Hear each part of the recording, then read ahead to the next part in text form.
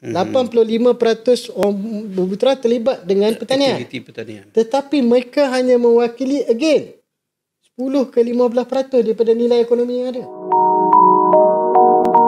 SME Bumiputera hanya mewakili 15% daripada ekonomi. Contohnya sekarang ni pertanian. Sekarang ni pun hangat orang bercakap tentang pertanian, masalah pesawah yang ada dan sebagainya. Beras. Dan kelompok ini sebenarnya mewakili 85% daripada Bumiputera. 85% orang Bumiputera terlibat dengan pertanian. Aktiviti pertanian. Tetapi mereka hanya mewakili 10 ke 15% daripada nilai ekonomi yang ada. So adakah nombor ni akan berubah?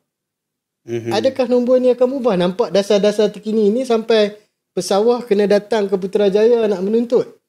Jadi saya kata what went wrong? Dan masalah ni merentasi kata fasa politik.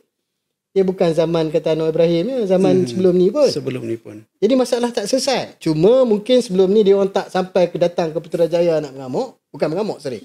Nak berdemo, meluahkan perasaan, meminta keprihatinan kepada pemerintah yang ada. Masalah menunjukkan masalah ini makin teruk. Tidak ditangani. Jadi aspek-aspek ini sebenarnya adalah aspek yang lahir. Dan kita contohnya kita ada sektor-sektor lain yang ekonomi Bumiputera sedang berkembang pada hari ini. Ini bukan cerita sektor lama ni. Contohnya gig ekonomi.